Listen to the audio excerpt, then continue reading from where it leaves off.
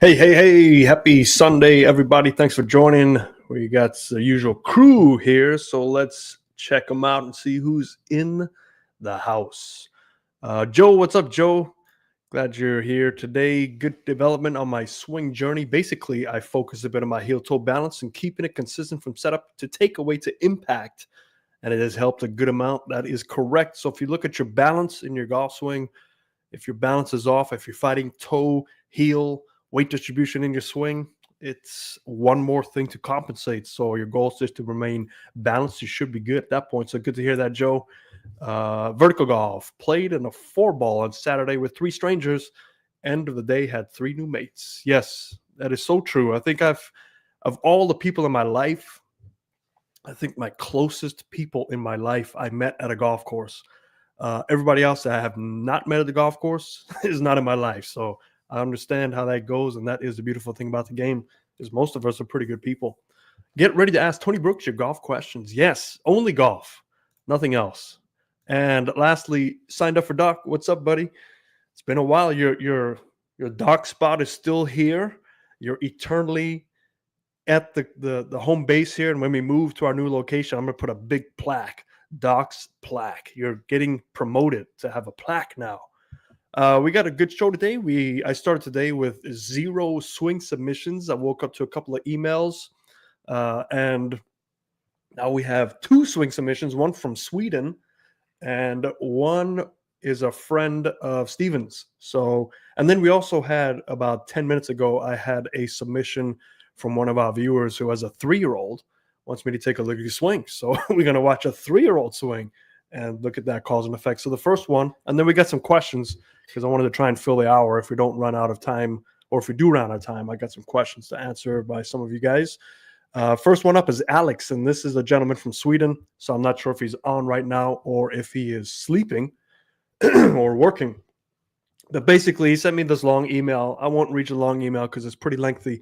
But he is just suffering from a severe inside-out path.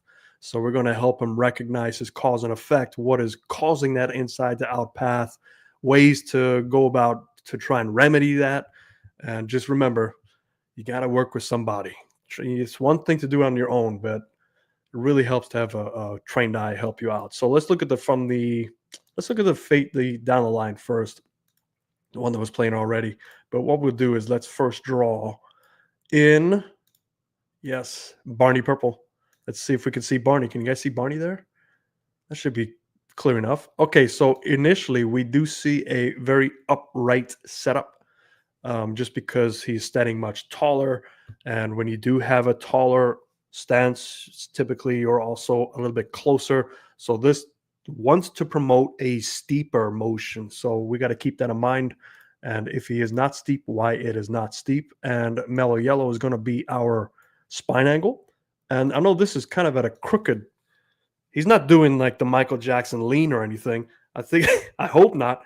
I think this camera is kind of at an angle. So we'll do the best we can and try and get these straight. But you can see that centeredness is definitely forward of where that weight check is. I'm moving. Yes. I'm not moving my house, but I'm opening a new indoor facility in Palm Desert. So I'm going to be filming out of there. I'm going to do both. Some days I'm going to be here filming some of our usual stuff, but other days I'm going to be doing actual demonstrations of swing cause and effect, which I think will be a little bit more interesting too for you guys. So I'm moving. Yes and no. So let's get started. Let's figure out why this is inside to out, what's causing path issues. And we know that setup would like it to be a little bit steeper. Let's draw the back brace line there. Oh, yep. All right. Thank you so much, Doc. I appreciate that. I've been looking for a place for a while, but rent is just ridiculous. Okay, so you're definitely inside already, and he gets flat. So look at that. His secondary plane line is his primary plane line. So there's some issues right away. That setup, his arms and hands should be much higher, not necessarily to that point exactly, but worst case, if you want to split the difference, we can already see that this is going to be promoting a very inside to out motion, depending on his motions on the way through. So there he's connected to his lower plane line. And it might be a challenge to keep that on that line. And we can see that the club does fall below. And this is where that into out. Let me see what his numbers are. I think he said he's upwards of 5 degrees out. Yeah, 5 or more degrees out. So I'm assuming the 5 is when he's as close as he can get. But yeah, you can see the club is veering below that plane line. So we see the club kind of hovering there. And then the escape pattern is out to the right. So this is definitely, there goes that right path. So secondary plane line is not hit. We'd have to see the face on to see any compensations. It looks like a sequencing issue. So basically, if we were just looking at this video, you would have to figure out, okay, well, why can't he get to that secondary plane line? And this first initial motion, we see that complete separation of the club head to the plane line. Now, I don't know if you've watched some of my videos this past week. We talked about where the club needs to be at this point. Now, I'm not a huge fan of saying it must be here, must be there. But if you start looking at better players, this circle here becomes much tighter. So if we draw a blue circle, look how wide this circle must be before it captures the club face and your hands. So the club head and the hands, that's a very wide circle. So many things can go wrong with this point, because at this point, the swing is already 1/4 of the way through, and this is where momentum sets. So however you start that first quarter is very important. And we have to look at some other issues that are popping up. Weight distribution is still stuck on the toes. So maybe to counteract that very toe heavy feeling, he has had to felt the need to pull his hands inside and open that club face to get some weighting back behind him. So if he can get some weighting back here, this might feel for him like he's more centered, but in reality, it could be causing some issues here for him, specifically getting very inside to out on the way through. So ideally at this point, I mean, you want to try and keep that circle relative. I mean, even if you cut it in half, I mean, we've already cut a lot of that issue out. But the tour guys and girls, they get it to be like right there, but they never get below the plane line. So if you wanted to think about that, the best players in the world are never really below here. That club head is always slightly above, because they're trying to keep that club head above the plane at all times, because it's a lot easier to control it than being below the plane, because then that right hand has to activate and get that club back above the plane. And those guys and girls don't want any unnecessary hand motion, because that makes the club face stay square or shorter, because your hands are active. You want it to be square or longer, so that's more body promoting that turn and that club face squaring up, and less hand manipulation. So just keep that in mind when you look at your swing. But let's look at the face on, because this might help us out with what is going on. And let's just watch this.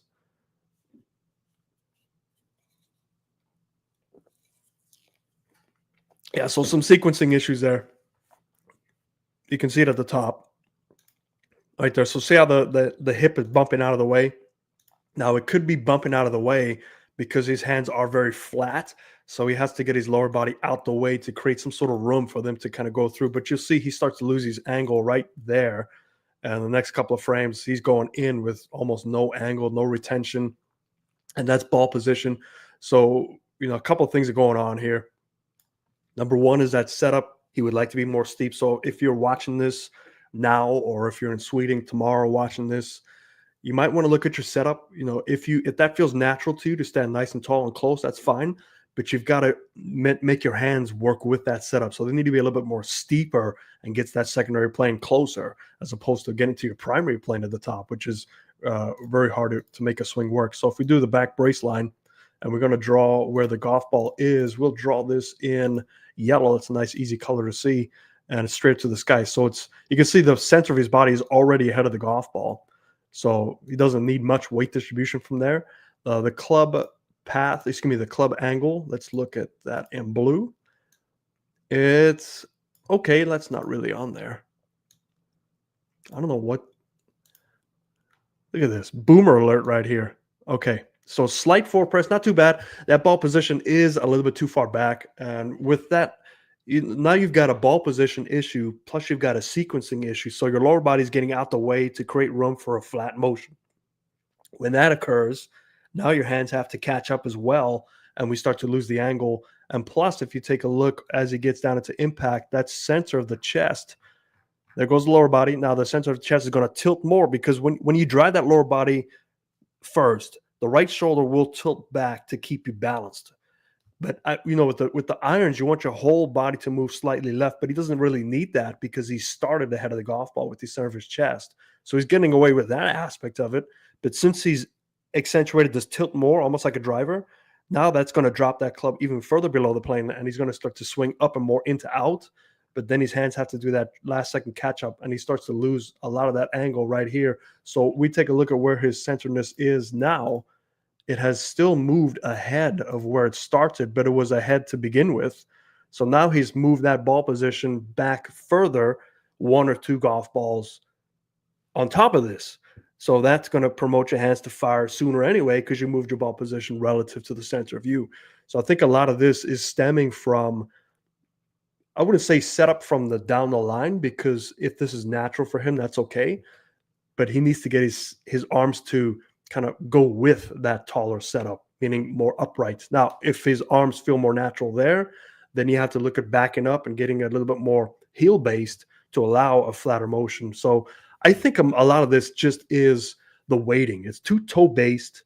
I don't mind it being tall, but if it's too toe based, I think that first move from him rolling his club back to get some weighting back there to feel the centeredness is what's really occurring here. Hey, Patrick, I'm good. If you have some time, we're going to go over the video. Yep, I got you, Patrick. I got it here. We're going to go over it. I think it's a good thing that we're going to talk about children, because we're going to have some grandparents on here, some parents that needs to hear this as well. So we'll get to it. And we got one more. I have videos of my swing today. If you could help, Ethan, could you send it to info@liongolfacademy.com? It probably won't be on today's show, but it'll be on next week. I try and get all the video, the dockets prepared, so I'd have all the notes ready. But definitely send it to me. I'll get it to you for next week. So where were we?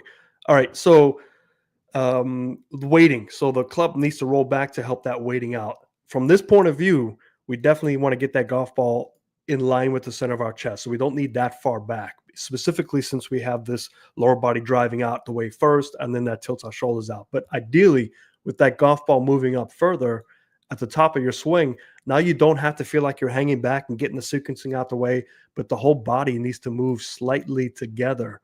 So that's the weight distribution, getting ahead of that golf ball, and then you turn and tilt accordingly. But here, the lower body goes much more than the upper body, and then he's hanging back now. So it's almost like a driver swing. This is a driver swing mixed with an iron swing. So you can't do either one. It's either just iron swing for the iron and driver swing for the driver. So I think just to help you out, there's a lot of information here. Where you should go from here is, let's go to this down the line here first. So if I were making changes, and remember, take this with a grain of salt. You really want to work with somebody else. But if this was me and you, we'd be working on either staying with that setup. If you want to be toe heavy, that's okay. But you've got to figure out how to remain balanced without pulling that club back to keep you balanced. So that might mean that you might be weaker somewhere on the back of your body. Maybe your hamstrings are weak. Maybe the back of your back is weak. Maybe it's not engaged enough to keep that stability. Maybe your core is not strong enough to keep you in posture. But that's number one. So let's say you want to stay with that setup. That's okay. Number two is you've got to stop that rolling of the hands, because that's your Achilles heel in the swing. Once you're back there, you've really got nothing to work with, and you're doing the best you can with what you've given yourself, which is not a lot in terms of timing. I don't ever see this swing with a fairly neutral path. This is always going to have an inside to out path. You could probably get it down to 3 or 4 degrees, but with that much separation right there, it's going to be very hard for you. You need to get that club head more aligned with your hands at that quarter check mark, and then you'll start to see your path will straighten out, because once that occurs, it's like anything. It's a deck of cards. Once you pull one deck of card out, the whole house falls out. So you have to rebuild your deck of cards. But you're definitely able. You have a lot of history with golf based on your email that you told me. You don't have a lot of injuries holding you back. But yeah, this first separation here needs to get tighter. So if you want to get a little circle, video yourself here, figure out a way to get that circle closer. Even if it's half the width, that's fine. And then the next month or so, get it down to half of that width, and then just get it as tight as you can, as tight as your body will let you. Tilting, I don't think you have much of a tilting issue. Let's take a look. I could be wrong though. Let's just check that real quick. Some of this could also be the loss of tilt. Get to the top. You do it. It's okay. It's a little tilt loss. So you see that left shoulder does come up, but I think that's just the result of your hands, really opening that club face up, getting it behind you, and that's going to pull your shoulders back as well, which again will help you fight that really toe-based setup. So you might want to look at your setup getting more neutralized, just like Joe. Joe did a really good job of working on his footwork to stay more neutral. Once your body's neutral, it can now work a little bit easier. You don't have to worry about any of that stuff here. Let's see. Rules with kids. 1, safety first. That's correct. And 2, have fun. Yes, Steven, you hit it right on the head. Safety number 1. I just want, if I have a camp with 16 kids, I need 16 kids to go back home. And number 2, did you have fun? We try and sneak in the knowledge. Do you need front view or down? Ethan, both. Both is really helpful. I can do with either one. But like for this gentleman, I've needed to see that face on to see his sequencing. You can't tell it from this line, and vice versa. I've done them with one, but you'll get the most bang for your buck, which is nothing for sending me 2. So appreciate the question, though, because more people need to send 2 of them. So start with the setup. Get that circle tighter. There's some drills you can do. You can get a ball, the thumbs up drill. Just hold the ball here. And as you take your first move, make sure your thumbs are still pointing this way. You don't want to start rolling your hands. Once you roll your hands, your shoulder comes up, everything moves back this way. And now you're very flat, and now you're coming inside to out. So hopefully that helps you. Let me know if you need more help. You got it, Ethan, no problem. Okay, so next up, hopefully I didn't confuse you, Alex. Next up, we have a friend of Travis. Okay, Travis. That's a friend of Steven. So where is Travis? Steven, man, you're like the poster boy for perfect videos. Look at this video. It's like HD. It's awesome. Wide angle. Look at the vibrant colors. Steven, do you know, does he have any issues that you want me to help him address right now? Or is this just a cause and effect analysis just for curiosity? Great video, though. Look at that. It's like perfect. Where do you have a tripod there? Okay, so we see a steepness. I would imagine a lot of these balls are starting straight right, left, but most of these are going to move left to right. All right, well, Steven lets me know. Let's draw some lines here and do a little cause and effect. Barney purple is going to be hard to see here, so let's just do red. That's probably the easiest one to see.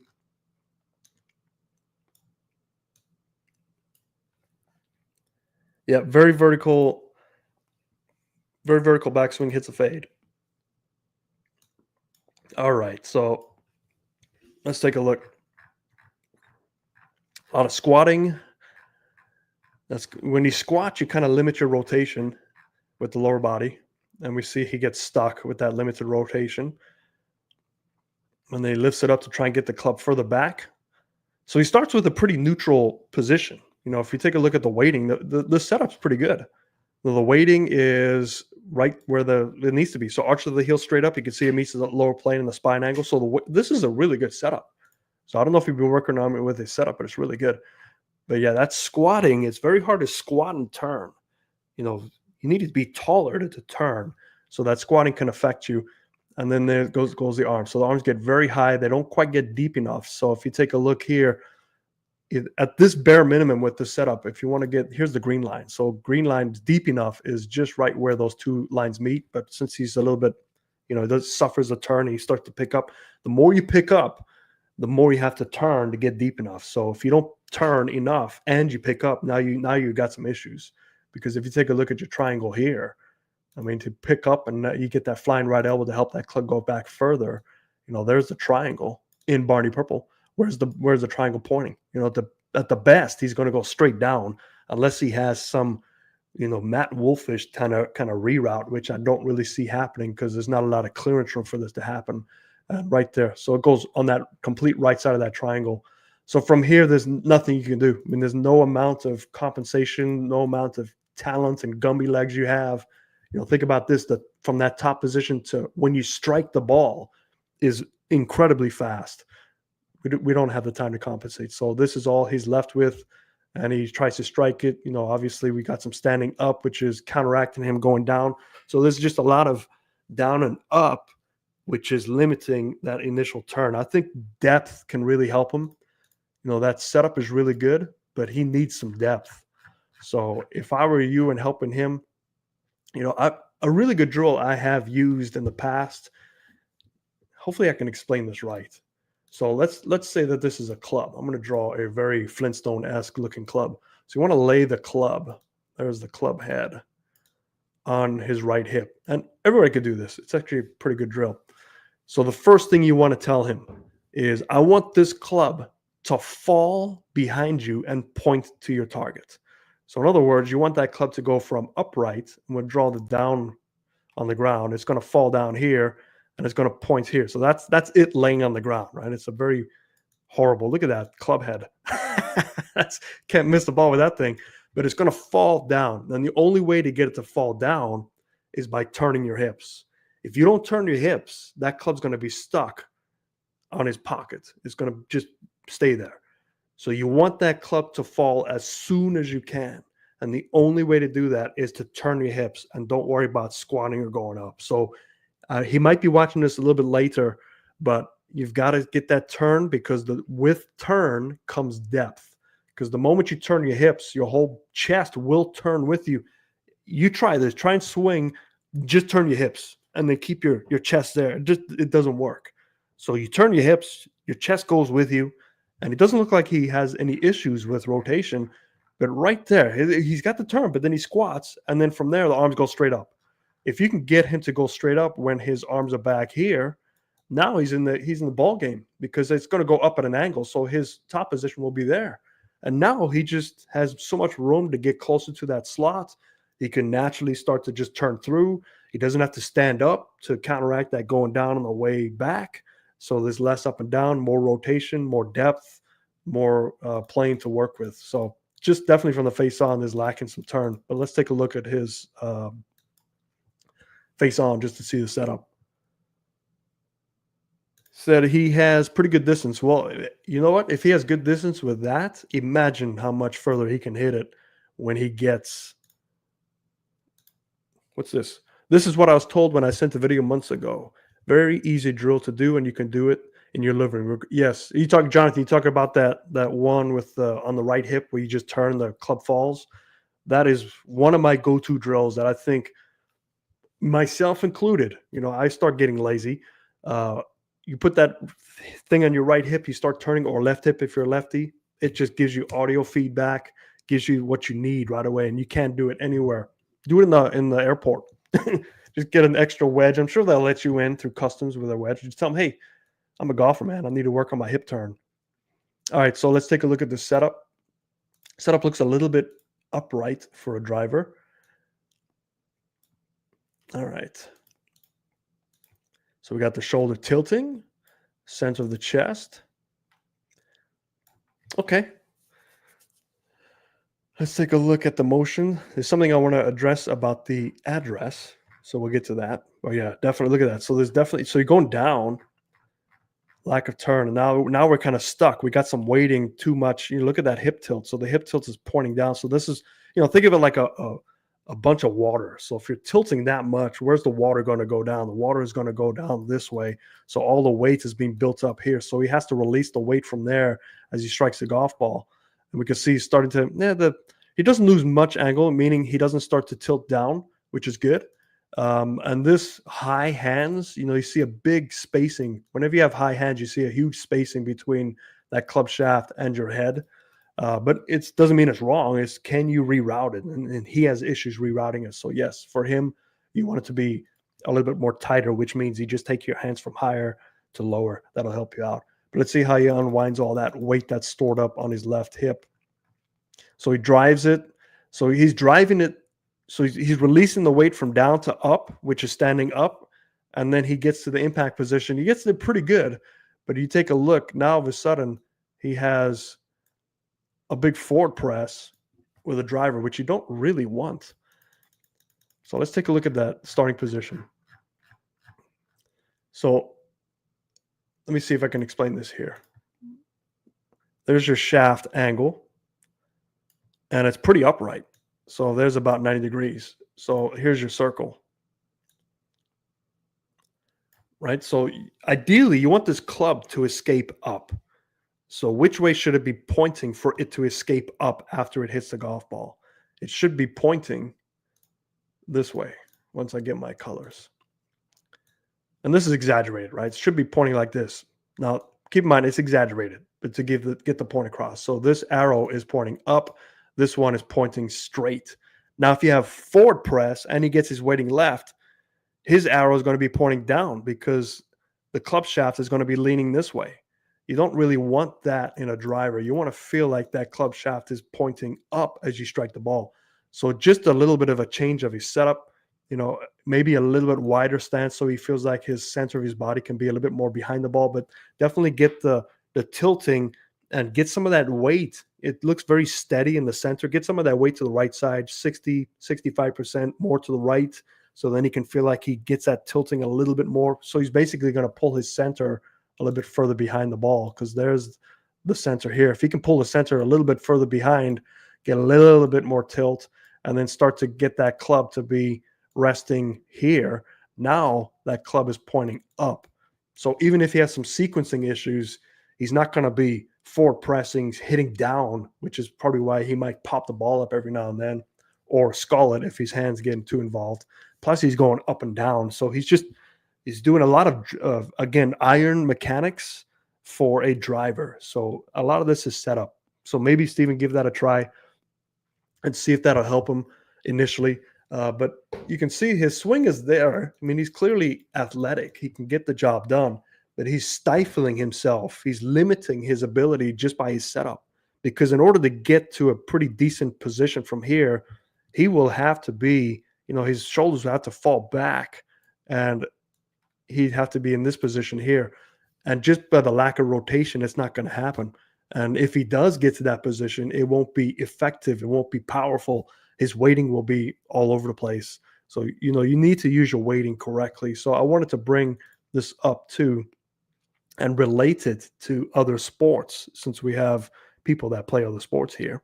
So if we take a look at the uppercut, the whole goal in any sports motion, I don't care what sport it is, unless it's like tiddlywinks, right? Because I'm sure you use angular momentum in tiddlywinks. So if you look at any sport, the whole point of the body is to get out of the way of the delivery of the power. So if you take a look at boxing, right here is the conservation of angular momentum, right? So here he's got this angle stored up. And what's his body doing? His body's getting out of the way so he can deliver the power the body creates by rotation and thrusting. And all he's doing is hitting the guy with his fist, but his fist isn't creating the power. The fist is delivering the power that his body's creating. So if your golf swing, if your body's getting in the way of your hands and arms, there's going to be some energy loss. There's going to be some transfer loss that happens too soon because now the hands are now actively taking over. In other words, let's say this boxer, I think this is Tank. Let's say Tank stops rotating there. What's going to happen? His power is going to be gone, and his hands have to now create power and deliver whatever limits the body power created.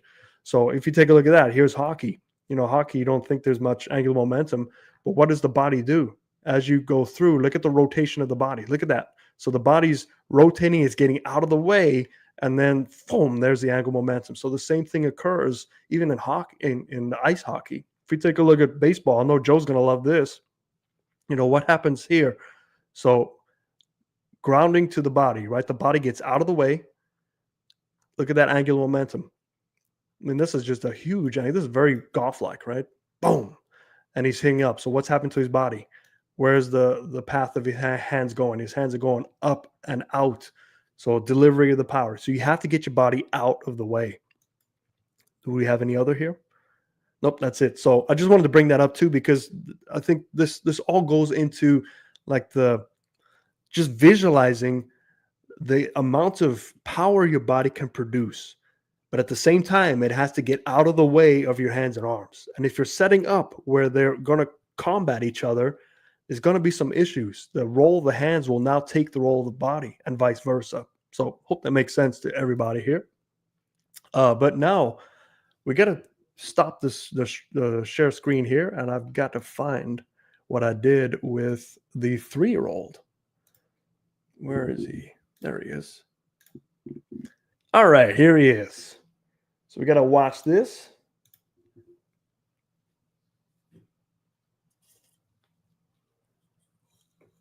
That looks like me. Whoa. All right, so you see, good attempt. Try again. All right, so this is kind of what we are faced with, right, in golf. And obviously that ball position is way too far back. And first attempt, his hand saw that, and I can't slow this down because this is on a video. It was submitted to me too late to slow it down. But you see the ball's too far back, so he attempts to strike it with his hands and arms. He misses it, makes his adjustment. What did he do the second time? He hit the ball, right? So clearly you can hit the ball from any position. Doesn't matter. I've taught people all over the map. They start all over the place, and they can hit the ball really well every now and then. And that's going to give you misinterpretations. Your body's going to feel like, I can do this because I did it one time. That one time, as flukish as it can be, can give your body false signals. Now, this is just something I see many times in the junior world. And we've probably taught close to 5,000 juniors at the academies combined in the last 15 to 20 years. And we see juniors show up with all different variations of swings. And the only thing we focus with juniors on is your fundamentals, just like anything. It's your grip, your alignment, your setup, and your posture. But ball position is very important for everybody, specifically for juniors. Because if, let's say, and this could have just been this day with that ball position too far back, but let's say that goes unnoticed and the child learns to hit it from that back position, the compensations needed to make that occur is pretty tough. Now, you can make it occur. I'm sure there's some really good, talented kids out there with a golf ball back and can hit it, but there's going to come a point in time in their life where that just is not going to work anymore. And at that point, that swing is so ingrained in that child, it's going to take so much work and frustration to get rid of it. Case in point, I have a junior who I've been working with for 3 years that plays the ball. The parents got them clubs that are 2 feet too long. I mean, it's ridiculous. The thing's sitting up in the air. I've told them countless times, you're destroying this person's swing. You're taking away from his enjoyment. And this kid is so frustrated after every lesson. And the parents refuse to get him clubs. I finally got sick of it. I brought my own clubs. I said, look, man, put those away. You're using these in today's class. They're length appropriate. They're weight appropriate. He's slotting the club more effectively. We're working on ball position that can be relative to that club, relative to him. He's hitting the ball so much better. I showed this to the parents. The parents still refuse to get clubs. So I said, okay, you know what? I can't do this anymore. Either he gets new clubs or he goes to find another academy because I'm not going to be responsible for this. Long story short, unfortunately, they left. But that's just the ideology we have to deal with some of these kids. Not saying that this is the case here at all. I'm saying that if you do have children, if you have grandchildren, please take it from me. Go get them in some sort of development program. There's development programs all over the country for children from 2 years old and up. Get them involved. As Stephen said earlier, obviously they need to have fun. They obviously need to be safe, and we sneak in the knowledge, but you've got to stick to fundamentals. If you don't or can't afford a program or don't want to take into a program, you've got to stick to ball placements, grip, alignment, setup, posture. That is it. Now, in terms of this student, hey, he's having fun. He's out there with dad or granddad having a good old time. That's great, but you got to make sure, hey, son, put your feet together. I want that ball position in the middle of your feet when they're together. So join a line, have the ball right there, and take equal steps. One big step right, one big step left. At least that ball position is in the center. Keep the ball in the center, and then let them just develop. My word of advice is get them to swing as hard as they can, but be balanced. If you can work on aggressiveness, staying balanced, and keep that ball in the center, they're going to develop on their own. Don't overwhelm them with plain work. Don't overwhelm them with all that. That stuff's nonsense for them. It's too much information. They're developing. Their bodies are changing weekly. their psyche's changing, the way they think, the way they're learning how to deal with emotions. One day they wake up, they're an inch taller. So you can't hold them liable to the same thing that adults are held liable to. Just work with core fundamentals. So hopefully, if you're watching, this makes sense to you. Let's see here. I missed some stuff here. To be fair, he won't let me help him right now. Hey, I believe me, Patrick, you're preaching to the choir, man. I get that from so many parents. They only listen to coach. They don't want to listen to dad or mom. So that's more of a reason why, hey, let's go find some sort of junior program where there's some coaches, because kids look up at coaches. You know, my son too. I tell my son, hey, you know, you want me? I want to do this. You know, I'm a golf coach. I can help you. No, I don't want to listen to you. Okay, so I get you. I understand that. But if at anything, make a game of it. Hey, feet together, step. Every time you do that, you get a penny, and you get 10 pennies. We go get some ice cream. Something. Make a game out of it to at least help them out do that. Lower body movement looks perfect. Yes, you can tell if that ball is in the middle, that ball is gone. Discuss hammer throw, tennis, any rotational sports sees the body clear. You got it. Absolutely. I think, does that mean discus? I don't know if it's discuss or discus, but I think it's discus. Yeah. So hopefully that helps you. Let me know if you need help. If you are in an area and you're looking for junior academies, I'm well connected in junior development. So just let me know. I can help you out. But we got to keep a swing going because we got some Q&As coming up right now. Because that's all of our, let's see, who can we put on the hot spot? Who can we play over and over again? I know. Greg Norman is going to be playing over and over again. You can see that waiting going back and forth. So if you are just here for the swing analysis, we're done with the swing analysis. We only had a few submissions. You're more than welcome to take off at any time. But now we're going to some Q&A. So this is just to fill the rest of the hour, which we have about 20 minutes. So this should be plenty of time. So some Q&A questions. First one, actually. Hi there. Can you do how the left arm is meant to work and fold in the follow-through compared to amateurs who will hold on and chicken wing? Very good question, and something I get asked quite a lot. So basically, chicken wings are a result of four things: early release, lack of body rotation, poor connection, or tension. Those four things can create chicken wings. So number one, I would rank these probably, let me find you guys here. I would rank these probably lack of rotation as number one. Number two, ball position. So ball position can affect release, can affect tension. If that ball position is too far back, guess what has to activate first and get tense is the hands and arms. And you might have to try and hold on to release because the ball position is in the wrong place. When you hold on to release, you are purposely pulling across your chest to not release the club. So grip placement can also be an issue because of that. If you have a severely strong grip, and if you go back to neutral when you stand up, that club face is going to be 30 degrees closed. There's only one way to keep it open. That's to do an extreme rotation or pull your arm up and away and out of you. So a lot of this, again, is core fundamentally bound, but rotation plays a huge part. So if you can't rotate, you know, even here, if you look at Greg Norman, as he strikes that golf ball, you take a look, as he strikes it, the whole left arm is straightening out and just folding naturally upon itself. It's not pulling across the chest and leading with the elbow. So the left arm will fold under, and some of them get full extensions, just depending on how much they can rotate. The more you rotate, the more it naturally wants to just work away from your body. The less you rotate, the more it wants to, you know, pull across your body. So you want it to go with that turn. See here, Greg Norman's right foot and Scotty Scheffler right foot, both backside. For sure, I did a video on this about Greg Norman's backsliding foot. You know, it's about torquing of the hips. So you can try this. If you push back, it actually torques your hips differently. And I got the video up there on my channel somewhere. If you want to look at it, just type in Greg Norman torquing and you'll see it. Not twerking. That's a different channel. Torquing.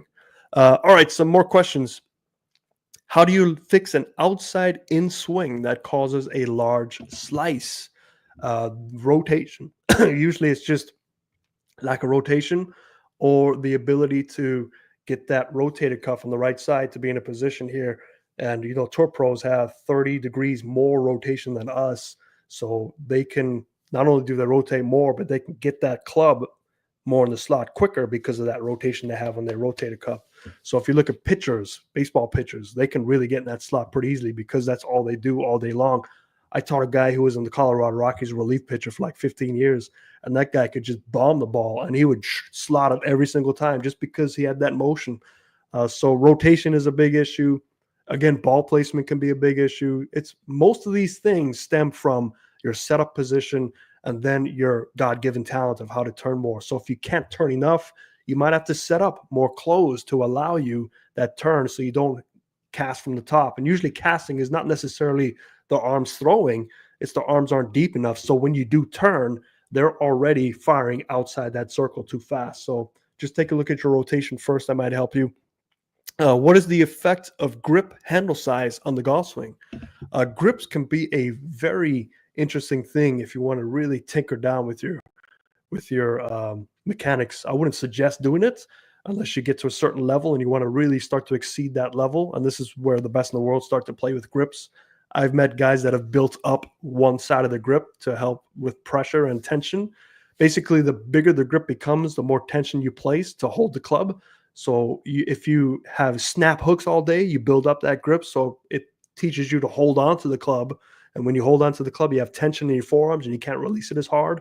If you suffer with slicing, you might want to have more narrow grips because that helps you release it.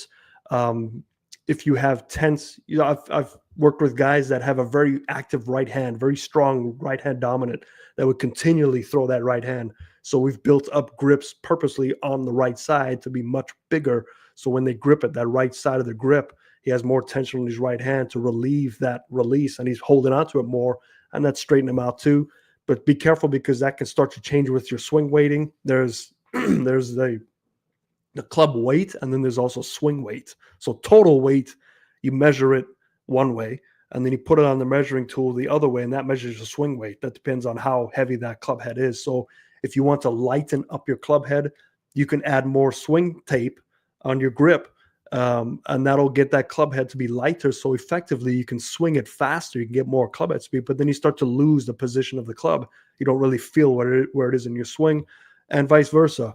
If you want to slow down your club head speed for any reason, you can have a more narrow grip. But then again, you have to look at your release pattern. So grips are really interesting if you really want to go down that rabbit hole. I wouldn't suggest going down the grip rabbit hole, but you can definitely see you can tinker with that. What should your ball position with the driver be related to your left heel or your left shoulder with the driver? I don't really try to mention heels just because width of stance is so different for everybody. If you have a very narrow stance and a very wide stance, it could start to affect that. I don't really look for armpits. Like I've seen people say, you got to get to the armpit. All I look for is where the tilting is, and is that club shaft starting with an upward trend? And then we build the ball placement to your tilt, as opposed to you building your setup around a ball placement. I would much prefer that ball placement fits in with your tilt to make it a little bit more effective. So that's my answer for that. Sorry if it didn't answer your question, but which technology advancements are most useful to help golfers? I would say it's a double-edged sword, but obviously TrackMan has revolutionized the way instructors teach the game. Talk about D-plane. It's reinvented our understanding of ball fundamentals, ball flight fundamentals. There's the old ball flight laws and the new ball flight laws, and some of these things counteract each other. So as an instructor, it's really helpful. As a student, it's really helpful. But the problem is now we start to get caught up in numbers, and we're chasing numbers instead of using what you have naturally to make your numbers stronger. So I think that's the problem is we start to look at, what the tour numbers do, and hey, we can all get the tour player. That's not the case. It's the one sport I still don't understand why golfers want to compare themselves to the tour pros and expect them to do it. It's not capable. So I think what you need to do is look at your numbers and find a way to tweak your numbers within what you have. But Again, don't do it on your own just because, it's like me and my car. I go do it in my car, I break my car. And make sure you're working with somebody who can guide you on the correct numbers to use that. But by far, data metric launch monitors have been a game changer for amateurs too.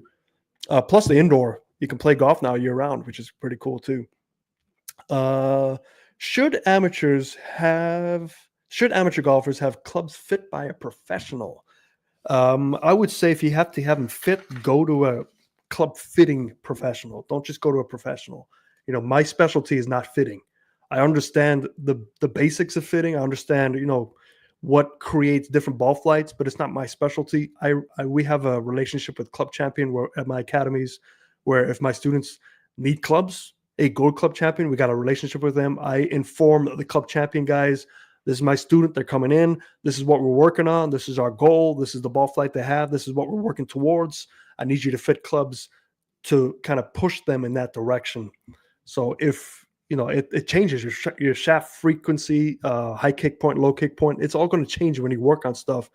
And I would suggest going before you go and fork over, a couple of grand for some custom fitted clubs. You can't just go one time and get fitted. You've got to go maybe 4 times to the same guy to get fitted. Because if you show up one day and your timing's good, they're going to fit you with clubs when your timing's good. But what about when your timing's bad? Those clubs might not work for you anymore. So you want to try and go. It's always good to try, if you can time this, go when you're playing like crap and get fitted, and then go when you're playing good and get fitted, and see if they come back with the same stuff. Because you want to do it more times, specifically if you're going to drop that much money. Let me see here real quick. Thank you for that ball position comment. I'll see if I can convince him to do it. I recently enrolled my son in a junior program. Good. The instructor just made us a U.S. kids. Perfect. That's what you need. Awesome. While in Q&A, can you please explain Pete Cowan's spinning trail arm down idea? It was in my YouTube. Oh, yeah. I think what he was trying to convey, if I understand this right, is your question right, is he was trying to convey what it's like to squat correctly. So he's talking about the trail side spinning down into the ground to create the squat, where he has seen in the past people just basically squat for the sake of squatting, to think like, hey, I need to go down to then go back up.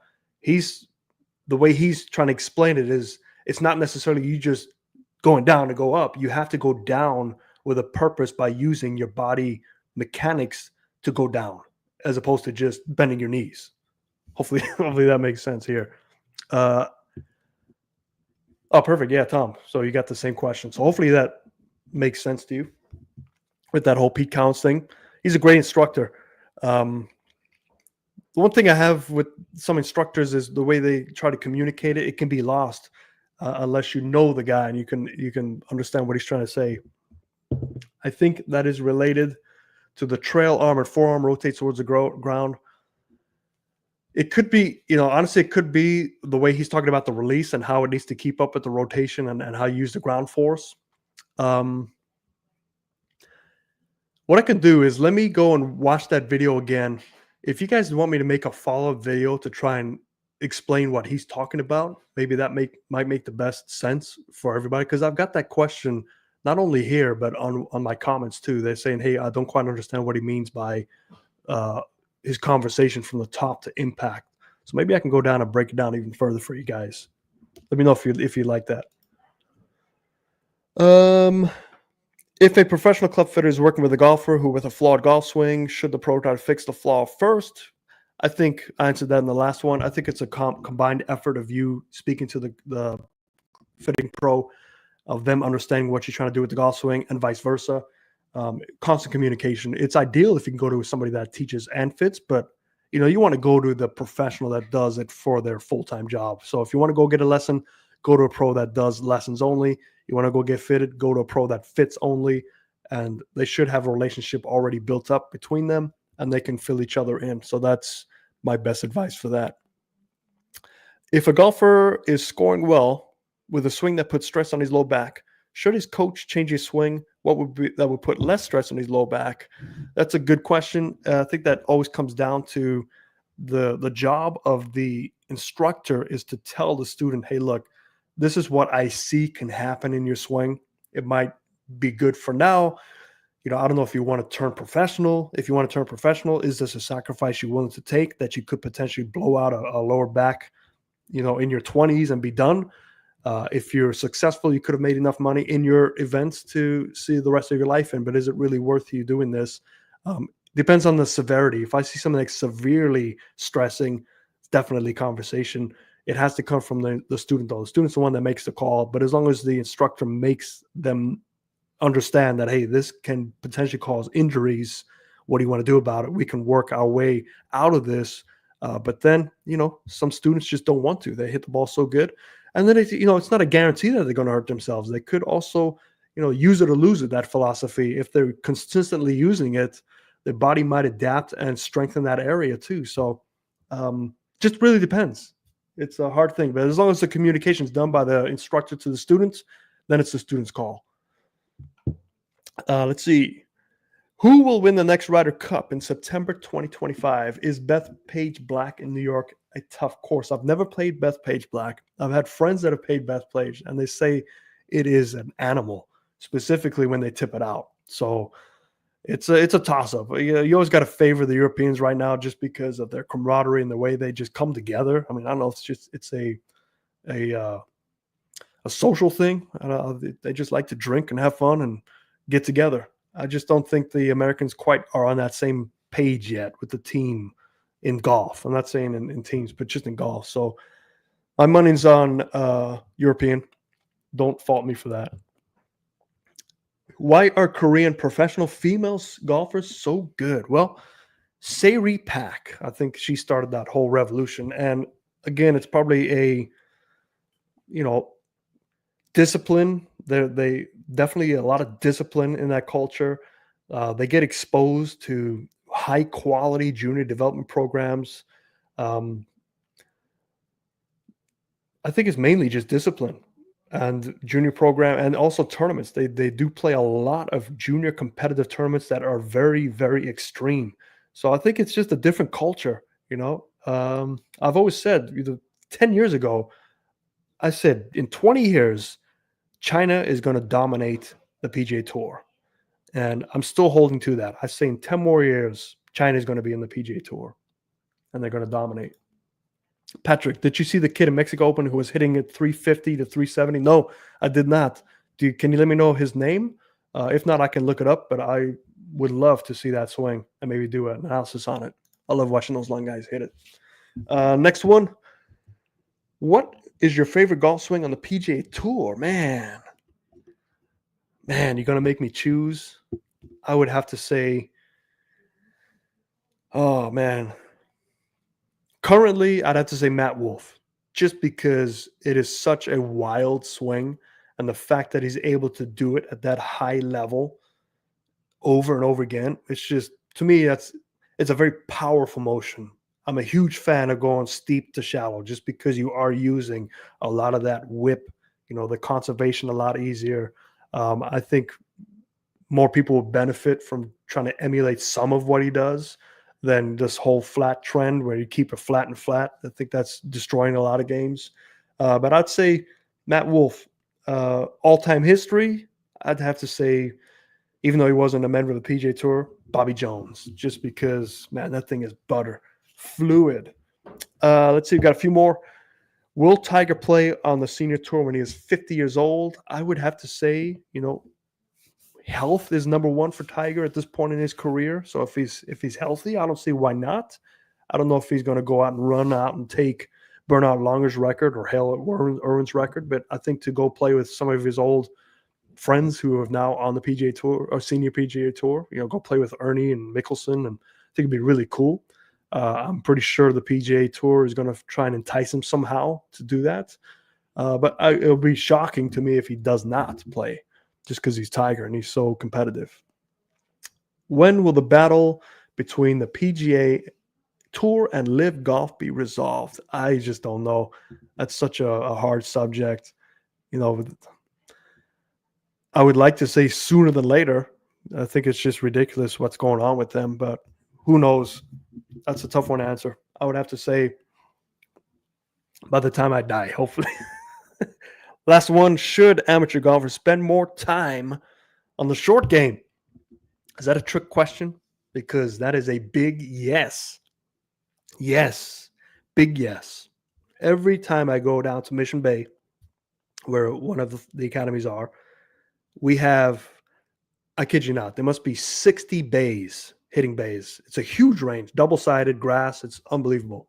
And we have 2 big putting greens, a bunker, great chipping area. I've gone there so many days on a Saturday and Sunday where every stall is full, 60 stalls.